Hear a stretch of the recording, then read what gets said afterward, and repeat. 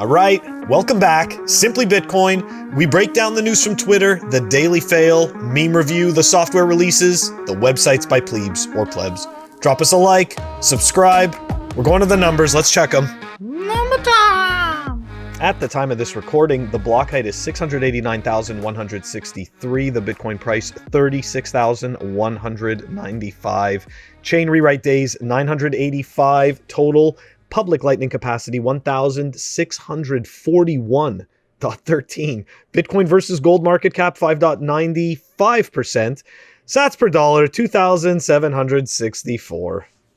Well, I have no idea what's going on. I've never seen this. I've never seen this, man. I've been in Bitcoin almost 6 years now, man. And I've never seen the price go up when the hash rate takes a 50% dump. So I think we're in uncharted territory. Like I said before, it wasn't that the hash rate crashed because of market forces. It was an artificial crash caused by a state actor. So perhaps that can explain it. But you said something really interesting yesterday, Phil. You said perhaps the crash was already baked in. That's probably why we crashed to 50%. So again, we don't like to speculate on this show, but some interesting observations, some Nico observations. I like them, man. I like them. I think they're right on. You know what? I'm thinking that we should take a page out of the Fiat idiot scammer book, and instead of calling it a crash, we should call it a decline. There was a decline in the price, right? It sounds so much better. We have and if it was a crash, it was maybe it was a significant decline. Right? Just use that BS. It was a temporary correction. Right? But see, I don't even like correction, right? Because correction is also a scam term. How do you know that was fucking corrected? Who knows that was actually, that's a correction. Correction to what? Who knows that was the number it was supposed to be at? Nobody knows. Dude, it's so crazy once you get pulled out of the no-coiner matrix. You're just like, bro, you wake up to the bullshit. Exactly. The words, you're like, dude, like they make them complex on purpose. That like they do that on purpose. Like there's no way. Disingenuous. Like why would it like it's like quantitative easing. Like yeah, exactly. We're printing the fuck out of money. Like what You're the fuck going broke. Thanks. Printing money. It's because they have to justify it in their heads. You know, it's like if we call it a very fancy word. Yeah, exactly. It's okay. But this sounds good. This sounds sophisticated. You know, we've got people behind it. There's mathematicians. We've got everybody figuring out the formulas. This is quantitative easing. You know, and we got a cap supply. All we're doing is printing, and that's why their heads blow up because they say all that shit, all their doctors and whatever. It's like, and we got a cap supply, and they're like, what? You can't do that. Everyone's gonna go broke. Oh my god! Yeah, exactly. And then you go, why? And they're like, because money needs to be inflationary, and we need regulations, and we need councils. Anyway, all right. Okay, We're terrible. Okay. Anyways, Phil, it's time for the daily fail. All right, we've got return offender Amy Castor. Amy Castor has been writing about Bitcoin for a very long time, long enough that she should actually know about Bitcoin and should have accumulated Bitcoin, but instead she didn't. So she had a lot of fun staying poor, and as a result, she attacks Bitcoin all the time. Anyways, El Salvador's government wallet won't allow you to cash out on your $30 worth of government-issued. Wow. Exactly. It's a centralized database that simply moves numbers around. You're psychotic. Anyways, all right. So we are going to take a look. Unfortunately for her, Nayib Bukele had already responded to this because, yeah, he got out ahead of the FUD. So let's take a look at that tweet for a second. All right. Take a look. Here's Nayib Bukele's tweet back. The original is at the top, right? For reference, but I'm going to read it off to you here. The bottom part translated, clearing up the misinformation they are trying to spread about the lay Bitcoin. The government wallet is only one of many wallets that can be used. At Chivo Wallet, it will be fully compatible with other wallets. At the end of the day, it's completely disingenuous on her part because the reality is that the only thing is that you can't swap it directly in the wallet. but you can absolutely move it. You can move it to an exchange and convert it if that's what you want to convert it to, garbage fiat. That's your prerogative, and you can absolutely move it out of the wallet. So what she's saying is incredibly disingenuous. It is not a centralized database in any way, shape, or form. She's never had a clue about what she's talking about. I've never actually, sometimes I feel bad that some people are so ridiculous for so long. Like, I can't imagine wasting all of that energy being hateful and spiteful against Bitcoin for so long, trying to spread obnoxious FUD that is usually debunked already even before she tweets it out. It's just ridiculous. Like, that's a lot of wasted energy. Amy Castor is against freedom. Yeah. She's a fiat propagandist. That's confirmed. This is a good thing. This means we're winning. They are in full freaking meltdown. They know they know what's at stake. Bitcoin and the US dollar are both about to be legal tender in the same country. Okay. They know what people are going to pick. Okay. So that's what's at stake. They're in full meltdown. It's absolutely glorious. Sulk it in. Just sulk it in. And yeah, man. Amy Castor. Phil, do you want to do the honors? Amy Castor, have fun staying poor. Exactly. Fucking horrible, man. It's like, really? Dude. Like, the guy already got ahead of this. Like, he already saw the FUD was coming from other countries already starting this crap. So I tweeted this like 2 or 3 days ago. So wait a second. Yeah. You can't even. So hold on. Okay. So I even want to go back to this for a second because I'm thinking about my own current bank account. Okay. How disingenuous and stupid. I can't convert US to Canadian directly in my bank account. And if there's a service like that they offer, they charge a fee for that. Double standards, bro. It's just ridiculous, It's insane. Even PayPal makes it a pain in the ass to do that. So so come on. So I tweeted the other day, and I just wanted to see what the free market of Twitter thought, Phil. And I think you liked it as well. And I was like, dude, shitcoiners kind of give me the commie vibes. And when I say shitcoiners, fiat is included in that, right? So, she kind of gives me those it's like it's my system or the highway kind of vibes, bro. Yeah. It's a little something, and Francis Coppola also gives me those vibes as well. But anyways, Phil, it's time for the daily meme review. All right, everybody, the meme for today is brought to us by, looks like a fellow plebe. He's got the laser eyes. All right. Oh yeah. It's PSNQNT. Man, just check it out. I hate thinking. Me too. Let's just trust our government. Okay. Yeah, I mean, half the world is choosing that option, so it's kind of funny. And because it's kind of funny, I'm gonna give it a very original score of a good old hammer. Hammer time. It's pretty well done. That was funny. Although not directly Bitcoin related, but somewhat Bitcoin related. Ooh, this is a tough call. This is a really tough call. I'm going to have to, I don't know. I'm going to have to come up with something that's just not obvious. All right, here we go. This is completely unexpected and random, but I'm going with this thing of string. It's like a thing of string for your yard, if you're going to I don't know, take measurements and cut out a hole in the yard and, I don't know, put a fire pit or something.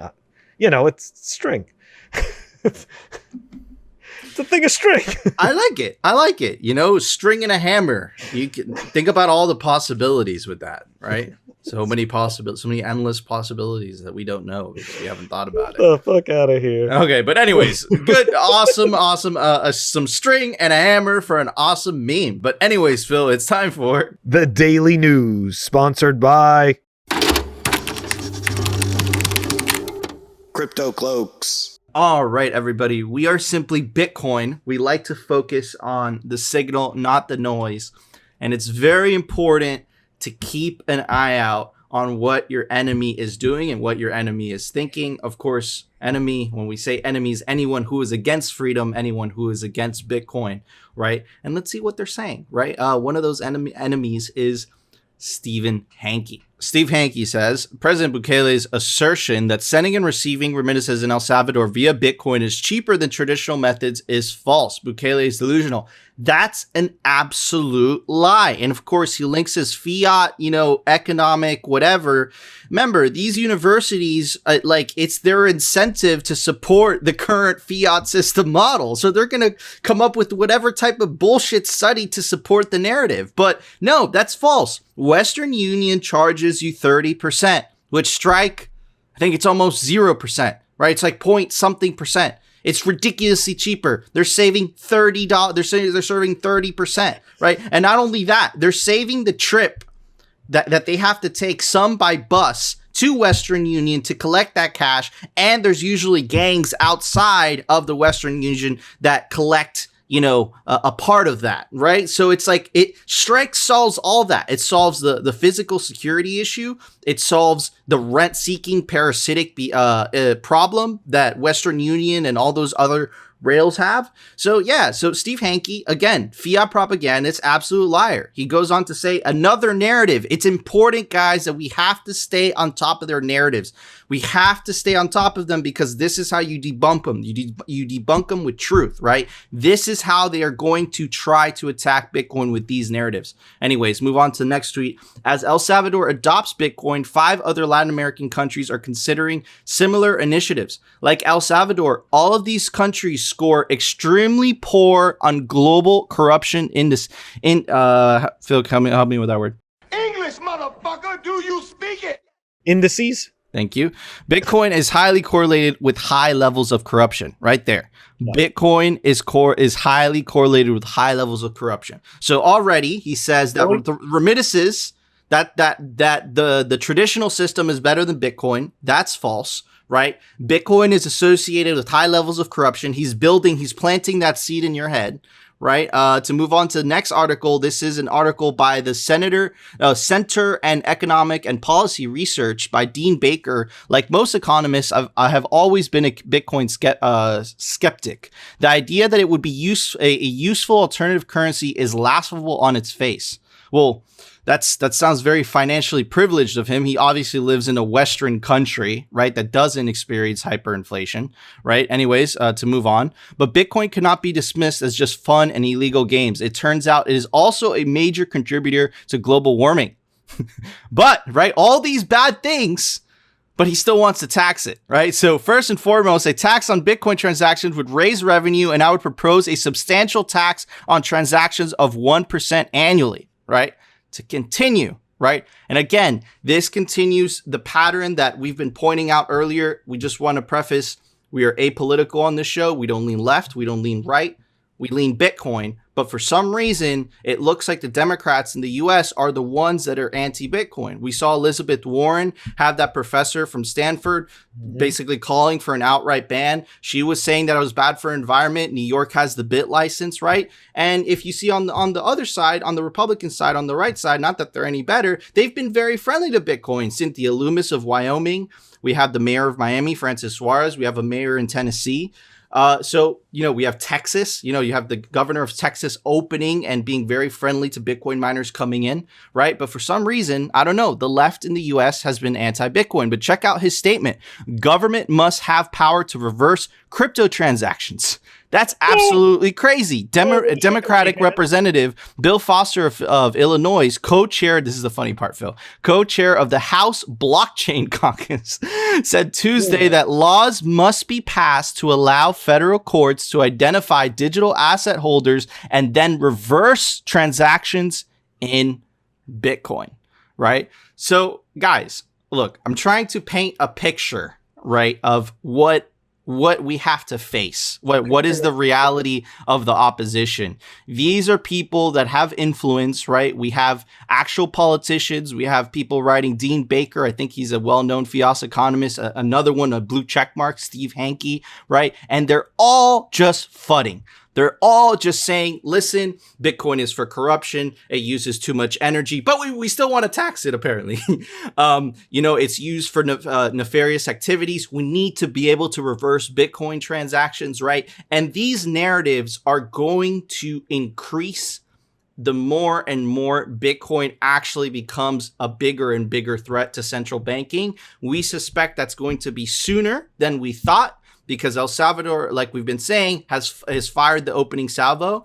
So it's just good to be aware of the narratives that they're trying to paint.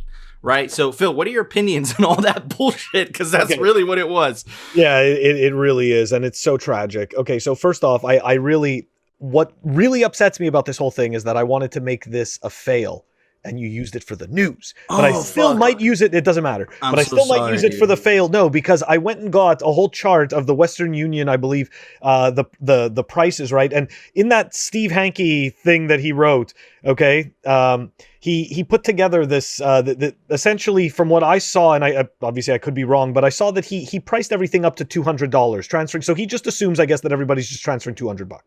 Okay. And he stuck to that price point. And it's very interesting because obviously if you go take a look at the prices that it costs to transfer $1,000, $2,000 from Western Union and stuff like that, you're looking at a pretty steep cost. Okay. And the cost goes higher and higher, obviously, the more you want to transfer. Right. And astronomically. So I think I might want to actually show that for the daily fail. It might be good tomorrow. I'll see. Might have to bring that in. Let's stay on top of these people, bro. Let's keep debunking their bullshit. So absolutely, let's do it tomorrow for the daily fail. I definitely want to mention though that whatever person, I don't know if he's a congressman or whatever, the guy proposing the Dean Baker, the guy who's proposing the tax on Bitcoin. So Bitcoin is horrible. It destroys everything. It's used by criminals. It's only for, illegal things, but yet he wants to make sure that, because he says that in his article, okay, he adds all these stupid things to it, but for some reason though, he wants to tax it. So it's horrible, but it should be taxed. So these guys are just completely hypocritical. Okay, they couldn't give a shit about anybody's well-being. This is just pure shallow, like the shallowest form of virtue signaling there is. And they're against freedom. Yeah, they're absolutely freedom, they are. It's ridiculous. Like they're against freedom.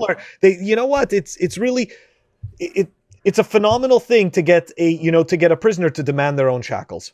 And look at these people. These people not only do they demand them, but they fight for them. They're willing to lie, they're willing to cheat, they're willing to screw over all their fellow men and women and whatever. All this for fiat. Fake money that is printed out of nowhere. Yep. And that's exactly why we need to win this, bro. It makes no sense. Dude, honestly, it makes no sense at all.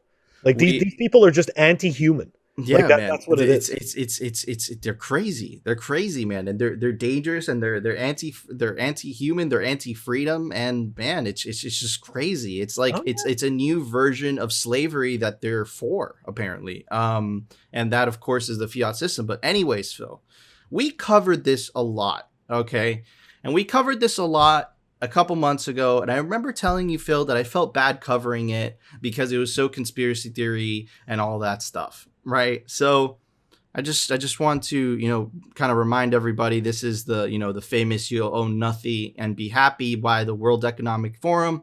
I think we provided a lot of evidence why we felt like this wasn't just a conspiracy theory, why this was actually true. And a recent article by Fox News kind of explains. Yep. I'll just read it and you guys, come to your own conclusions. BlackRock, other investment firms killing the dream of home ownership, journalist says. Home ownership gives people a stake in a society. It's a way to build generational wealth, Pedro Gonzalez says. The New York City risk and investment management titan BlackRock is among several high-powered firms pushing working families out of the housing market into rentals, therefore depriving them of capital and the opportunity to build credit and equity. Chronicles journalist and associate editor Pedro Gonzalez says that BlackRock's actions are leading 40% of American renters to believe they will never be able to purchase a home. It's 2030, you'll own nothing and be happy, right? So, is like, again, come to your own conclusions, right? But anyways, why is this happening? Why is it because of these, crazy people at the World Economic Forum that are the puppet masters of anything? No, it's because of the fiat system. It's because of the Cantillon effect. Here is the website, What the F Happened in 1971. Shout out Heavily Armed Crown and Ben Price. They came up with this website. It's an awesome resource. And you could see the 1971 is the year that Richard Nixon took us off of sound money, the gold standard, right? And you could see how housing prices, specifically in New York and Boston, just went through the roof, right? Here, again, it's the same thing here, right? So, and it's funny too, because if you look it up, Phil, like if you look up the original article, You'll Own Nothing and Be Happy, the first thing that you find is a fact check. Yep. Right. So you can't find the original article, right? You could find some Reddit posts, right? But if you click on the fact check, right, it basically says the World Economic Forum does not have a stated goal to have two people own nothing by 2030. So I'm pretty sure that in our reporting we pulled up the actual article and everything. Before they deleted it, yes. Like I'm almost like 100% sure we did. So it's pretty. There's like video evidence that it exists. So it's pretty Orwellian, right? That you search it on Google, and the first thing they try to get the reputable sources, which we've been saying, it's the propaganda, the corporate media, they're bought and paid for it, right? To say, hey, you didn't see what you thought you saw. Black isn't white. 2 + 2 isn't 4, it's 5. What are you talking about? Right? So yeah, man, look, again, I'm not trying to paint I'm not trying to tell a story that there's like this global conspiracy. What I'm just trying to say is that it's awfully convenient, right? And there's no conspiracies, but there's also no coincidences that, they have, the financial elite are saying you'll own nothing and be happy. And then you have the financial elite exactly executing on that plan, buying up all the property and making people renters, right? So just pointing that out, how do you protect yourself from this? You opt the F out, you buy yourself some Bitcoin. And again, this isn't necessarily because these people, these financial elites are evil people or they just want to take over the world. It's because of the way that the fiat system is architected. It incentivizes that type of behavior. Parasitic rent-seeking behavior. That's how the fiat system is architected in, right? So again, Bitcoin fixes this, right? Man, I'm gonna take the side of the paranoid conspiracy theorist, and I'm gonna say that they're getting bored and they're getting very restless and they're getting very worried because of Bitcoin. And the thing is that let's just say that as the money supply increases, so does essentially their desire to control everything. Like, it's not just the money supply, that's just one aspect of what's happening. But as we're seeing with like the pandemic that just happened and the levels of control that came into place as a result of it, I'm not talking about the virus or anything, I'm talking about what happened to us all socially, right? And everything like that. And this is, now this article, I mean, look, we did report on it. Like, we actually pulled it up. We talked about it several times. And we had it actually up while we did. So this is nuts, right? Like, this is absolutely nuts and it's scary. And I think that they are increasing the velocity at which they're trying to take control of things. You'll own nothing and be happy. You'll own nothing and be happy. Like, man, 2030 can't come soon enough for them. Like, it may as well be 2022. So, and look, just another article to kind of back up what we're saying. Here's an article by the Sacramento Bee. Need help with the down payment. California Democrats want the state to chip in for home buyers, right? And the state would serve, I love how they call it, a silent partner.